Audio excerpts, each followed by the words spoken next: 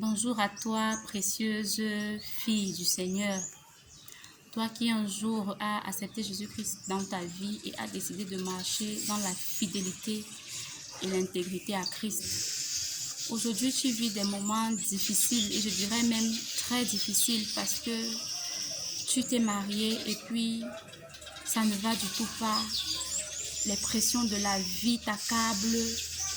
Vous vivez des moments financiers très difficiles au point où vous n'avez même pas de quoi donner à manger à vos enfants.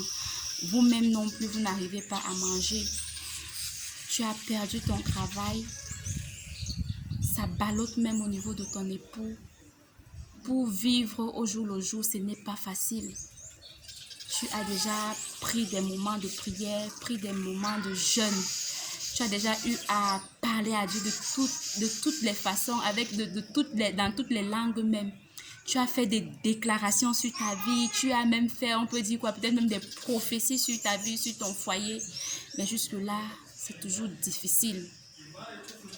Maintenant, lorsque tu pries, tu passes le temps à pleurer parce que tu es dépassé par la situation, tu es dépassé par les événements, tu ne sais même plus quoi dire. Lorsque tu veux venir devant le Seigneur, les mots te manquent parce que tu es dépassé. Ma chérie, je voudrais te dire, Dieu sait ce qui se passe dans ta vie. Dieu sait ce qui se passe dans ta vie. Tu es découragé et les personnes même autour de toi, même les frères en Christ, profitent pour te juger, pour te dire du n'importe quoi, pour te mépriser. Tu ressens du mépris même lorsque des gens te parlent parce que peut-être financièrement tu n'as rien et tu vis des moments d'épreuve. Un moment tu te demandais est-ce que c'est une malédiction, est-ce que c'est si tu ne sais plus, tu ne sais même plus à quel saint te vouer. Je veux t'encourager à continuer à être fidèle et intègre à Jésus-Christ, à continuer à le servir avec zèle. Parce que Dieu est fidèle. Dieu est fidèle, ma chérie. C'est difficile, mais sache que Dieu sait ce que tu es en train de traverser.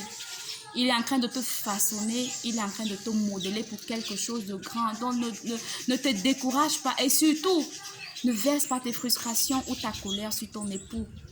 Ne commence pas à regretter, à lui dire des paroles méchantes, à voir comme si tout ce qui t'arrive était causé par lui.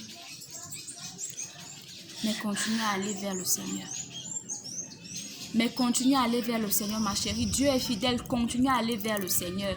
Même si tu n'as plus de paroles, tu ne sais plus quoi lui dire, mais continue à aller dans la présence de Dieu. Et quand tu es devant Dieu, dis-lui que Seigneur, tu sais. Tu sais ce qui se passe.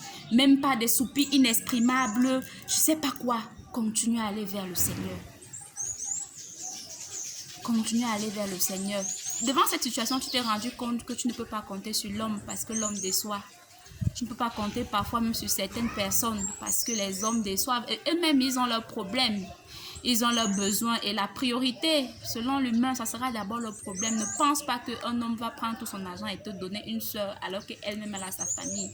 Donc, ne prends pas le fait que peut-être des personnes ne t'ont pas soutenu pour commencer à haïr ces personnes, à avoir de la rancœur pour ces personnes.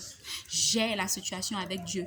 Continue à tenir la main de Dieu. Continue à dire, Seigneur, tant que tu n'auras pas résolu le problème, je continuerai toujours à te tenir. Je continuerai toujours à prier.